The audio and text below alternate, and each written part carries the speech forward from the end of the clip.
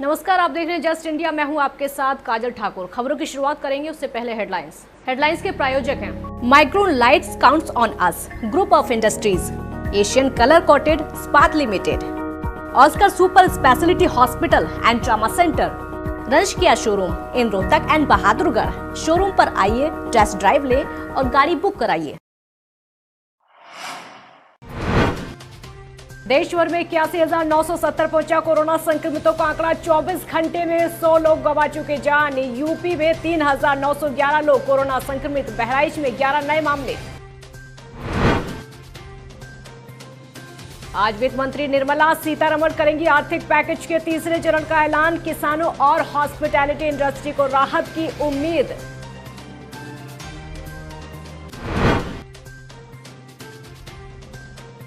जालौन और बहराइच में हुई सड़क दुर्घटनाएं में प्रवासियों की मौत पर सीएम योगी ने जताया दुख। घायलों के लिए किया 50-50 हजार का ऐलान।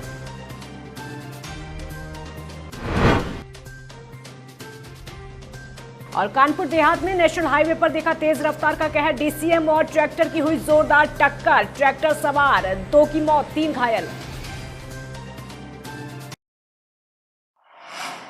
देश भर में कोरोना संक्रमित मरीजों की संख्या में लगातार इजाफा हो रहा है। स्वास्थ्य मंत्रालय के ताजा आंकड़ों के मुताबिक अब तक 81,970 लोग संक्रमित हो चुके हैं। वहीं 2,649 लोगों की मौत हो चुकी है। 27,919 लोग ठीक भी हुए हैं। देश में अब कोरोना के 51,401 एक्टिव केस हैं। और आपको ये भी बता दें कि पिछले 24 घंटों में 100 लोगों की मौत हो चुकी है और 3,967 नए मामले सामने आए हैं। वहीं उत्तर प्रदेश में कोरोना वायरस से संक्रमित 156 नए संक्रमितों का पता चला है, जिन्हें मिलाकर अब तक सूबे में कुल 3,911 लोग इस महामारी की चपेट में आ चुके हैं। वहीं अलीगढ़ में 3, आगरा, मेरठ में 2-2 और कानपुर, महोबा, बनारस में 1-1 कोरोना संक्रमित की मौत के बाद प्रदेश में अब तक कुल 103 लोग इस महामारी से अपनी जान गंवा चुके हैं। इसी बीच राहत देने वाली बात यह है कि 107 लोग ठीक भी हुए हैं और स्वस्थ होकर अपने घर जा चुके हैं। आपको ये भी बता दें कि जो लोग स्वस्थ होकर अपने घर जा चुके हैं, स्वस्थ हुए, जिन्हें मिलाकर अब तक कुल 2,072 लोग ठीक हो चुके हैं। इन मरीजों के स्वस्थ होने के बाद प्रदेश में कोरोना के 1,742 एक्टिव केस रह गए हैं। श्रमिकों को तमाम हिदायत के बाद भी इनका चुपके से या फिर बिना स्कैनिंग के प्रदेश में आवागमन बेहद घातक साबित हो रहा है। प्रदेश में हर कोने से प्रवासियों के संक्रमित होने की लगातार सूचनाएं मिलने से सरकार बड़े पसोपेश की स्थिति में है। प्रदेश में कोरोना पॉजिटिव की संख्या लगातार बढ़ती जा रही है और उसके साथ ही मृतकों की संख्या में भी लगातार इजाफा हो रहा है। बहराइच में बढ़ रहे कोरोना संक्रमित मरीजों ने जिला प्रशासन के माथे पर चिंता की लकीरें बढ़ा दी हैं। लगातार कोरोना पॉजिटिव मरीजों की संख्या में इजाफा होता जा रहा है। राम मनोहर लोहिया हॉस्पिटल में जांच को भेजे गए सैंपल्स में 11 मरीज कोरोना पॉजिटिव पाए गए हैं। ये सभी जरवल, फरकपुर, कैसरगंज और बल्हा के रहने वाले बताए जा रहे हैं। ये सभी श्रमिक मुंबई से आए थे, जिन्हें अलग अलग आश्रय स्थलों पर क्वारंटाइन किया गया है। और आपको ये भी बता दें कि इन केसों को जब से देखा गया है, जब से इनकी रिपोर्ट पॉजिटिव मिली है, तब से पूरे ज़िले में हड़कंप मचा हुआ है और ज़िले में कुल मरीजों की संख्या 37 तक पहुंच गई है। हालांकि 11 मरीज रिकवर होकर अपने घर जा चुके हैं। इन सभी मरीजों को चितौरा में बने L1 कोविड-19 अस्पताल में शिफ्ट किया गया है, जहां पर इनका इलाज किया जाएगा। तो लगातार बढ़ते मरीजों की वजह से बहराइच अब रेड जोन की तरफ बढ़ने लगा है, जिसको लेकर अधिकारी खासा परेशान हैं। सर, आज कुछ कोरोना पॉजिटिव मरीज पाए गए हैं। सर, क्या संख्या है? 11 पेशेंट का जो सूचना में मिली है सीमू द्वारा, और हमारे उस पर व्हाट्सएप पे भी 11 मरीज का आ गया है पॉजिटिव है। सर, ये पेशेंट जो हैं वो कहाँ क्वारंटाइन किए गए थे, इसकी जानकारी? ये भी देखा जा रहा है कि हमारे कई फैसिलिटी में है और हमारे जो हॉस्पिटल के अंदर 2 क्वारंटाइन सेंटर हैं, उसमें देखते हैं अभी उसमें कितने हैं। और ट्रामा में बाहर ट्रामा सेंटर में है, वहाँ पेशेंट हैं। वित्त मंत्री निर्मला सीतारमण आज तीसरी बार प्रेस कॉन्फ्रेंस करके कोरोना आर्थिक पैकेज से जुड़ी डिटेल साझा करेंगी और बताया जा रहा है कि निर्मला सीतारमण आज हॉस्पिटैलिटी इंडस्ट्री को राहत देने का ऐलान कर सकती हैं। इसके अलावा किसानों से जुड़े कई अहम ऐलान की भी संभावना है। इससे पहले आपको बता दें कि देश की वित्त मंत्री निर्मला सीतारमण ने गुरुवार को आर्थिक राहत की दूसरी किस्त को सामने रखा। प्रवासी मजदूरों, आम आदमी और किसानों के लिए बड़े पैकेज का ऐलान किया गया, लेकिन विपक्ष को ये रास नहीं आया। इस पर सवाल पूछा कि गरीबों को राहत के नाम पर कर्ज देने की नीति क्यों? कांग्रेस ने इसे अज्ञानता तक कहा। 20 लाख करोड़ के स्पेशल पैकेज में गुरुवार को प्रवासी मजदूरों, किसान, आम आदमी और रेहड़ी पटरी वालों के लिए उम्मीदों का पिटारा खुला। प्रवासी मजदूरों के लिए one nation one ration card scheme को अगस्त से लागू किया जाएगा।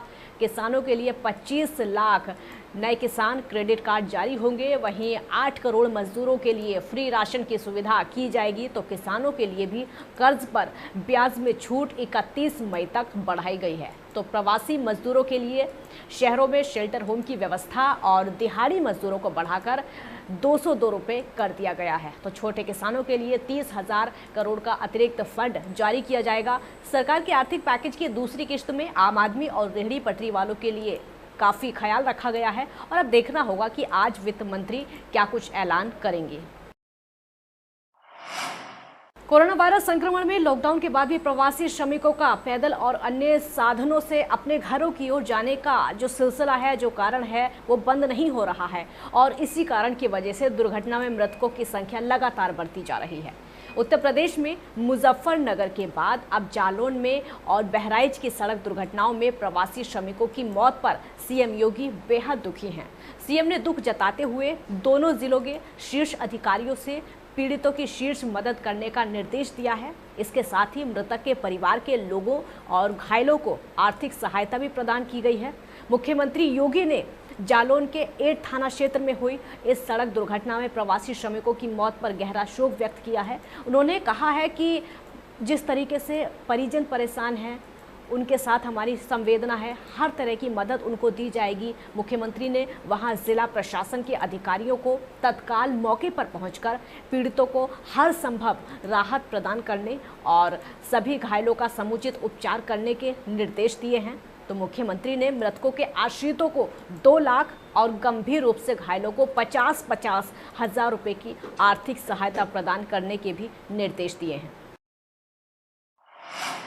दूसरे राज्यों की तरह उत्तर प्रदेश में भी लॉकडाउन 4.0 को लेकर अपनी रिपोर्ट केंद्र को भेजेगा, लेकिन इस बार लॉकडाउन काफी बदला होगा। सूत्रों के मुताबिक जिस तरीके से लॉकडाउन के दौरान ग्रीन जोन और ऑरेंज जोन में छूट मिली हुई है, उसी तरह की छूट लॉकडाउन 4.0 में पूरे प्रदेश में दी जाएगी। हालांकि हॉटस्पॉट और कंटेनमेंट इलाकों में लॉकडाउन का जो पालन किया जा रहा है, लॉकडाउन का सख्ती से पालन वहां पर और ज़्यादा कराया जाएगा, कोई छूट नहीं दी जाएगी।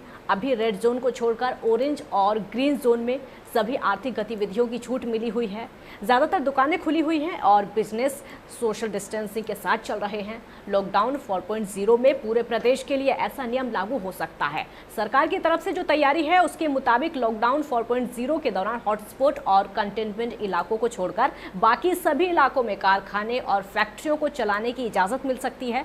इसके साथ ही सभी तरह के कंस्ट्रक्शंस के काम की इजाज़त दी जा सकती है। और आपको ये भी बता दें कि बाजार, दुकानें खुल सकते हैं, लेकिन सोशल गैदरिंग पर मनाही होगी। मॉल, मल्टीप्लेक्स, सिनेमाघर, स्पोर्ट्स कॉम्प्लेक्स, शादी विवाह स्थल और ऑडिटोरियम जैसे सार्वजनिक स्थल बंद रहेंगे। माना यह भी जा रहा है कि लॉकडाउन 4.0 के दौरान सैलून और ब्यूटी पार्लर खोलने की इजाज़त दी जा सकती है। रेस्टोरेंट और होटल को खोलने की इजाज़त देने पर भी विचार चल रहा है। ऑरेंज और ग्रीन जोन में केंद्र सरकार के द्वारा तय मापदंडों को छोड़कर ज़्यादातर प्रतिष्ठान खुले हैं। जो बंद हैं उनमें स्कूल, कॉलेज, शिक्षण संस्थान, होटल, मॉल, मल्टीप्लेक्स और सोशल गैदरिंग वाले अन्य स्थल हैं। कानपुर देहात में भोगनीपुर कोतवाली क्षेत्र के नेशनल हाईवे पर तेज रफ्तार का कहर देखने को मिला है। यहां पर डीसीएम और ट्रैक्टर की टक्कर होने के चलते ट्रैक्टर सवार 2 लोगों की मौके पर ही मौत हो गई। 3 लोग इस हादसे में गंभीर रूप से घायल हो चुके हैं। सूचना पर पुलिस मौके पर पहुंची। घायलों को इलाज के लिए सामुदायिक स्वास्थ्य केंद्र भेजा गया। जानकारी के मुताबिक डीसीएम कानपुर से झांसी की ओर जा रहा था, तभी सामने से आ रहे ट्रैक्टर से उसकी जोरदार टक्कर हो गई। वहीं घटना के बाद पुलिस ने दोनों वाहनों को कब्जे में ले लिया है। उत्तर प्रदेश में दबंगों के हौसले लगातार बुलंद होते जा रहे हैं। ऐसा ही एक दबंगई का मामला फर्रुखाबाद के कमालगंज थाने में देखने को मिला है, जहां उधारी के रुपए मांगने पर दबंगों ने एक व्यक्ति के घर पर चढ़कर फायरिंग कर डाली। और आपको ये भी बता दें कि तकरीबन 20-25 लोगों ने एक साथ आकर व्यक्ति के घर पर पथराव और फायरिंग कर दी, जिससे पूरे मोहल्ले में दहशत का माहौल है। हालांकि अभी तक इस मामले में पुलिस ने कोई कार्रवाई नहीं की है। पुलिस की कार्यप्रणाली को लेकर पीड़ित परिवार लगातार सवाल उठा रहा है। क्या नाम है तुम्हारा? सौरभ दुबे। क्या घटना घटी ये रात में जो फायरिंग और पथरा हुआ आज? ये हमारे पापा चाचा के पैसे थे उनके ऊपर, तो उनसे जब तगादा किया गया तो वो आके इकट्ठा सभी लोगों ने अचानक हमला कर दिया। ईंट पत्थर और डंडे और ताबड़तोड़ फायरिंग कर दी। उसके बाद हमारा सिर फोड़ दिया। अजय, फायरिंग और पथराव करने वाले कितने लोग आए थे ये? कम से कम 30-40 लोग थे। तो किससे पैसे चाहिए थे? पैसे जिससे चाहिए वो आया नहीं था, बाद में आया वो। तो ये लोग कहाँ थे फायरिंग और पथराव करने वाले? कटार नगला के। कटार नगला गए थे। तो थाने में गए थे आप? थाने में गए थे। पुलिस क्या कह रही? पुलिस ने केस कभी कुछ किया नहीं है और रिपोर्ट लिख ली है। आगरा में गैस कटिंग करने का विरोध करना एक परिवार को भारी पड़ गया। गैस कटिंग करने वाले हॉकरों ने अपने अन्य साथियों के साथ मिलकर विरोध करने वाले परिवार की जमकर पिटाई कर डाली। उस पिटाई का वीडियो लगातार सोशल मीडिया पर वायरल हो रहा है। तस्वीरों में आप देख सकते हैं कैसे एक परिवार के साथ मारपीट की जा रही है।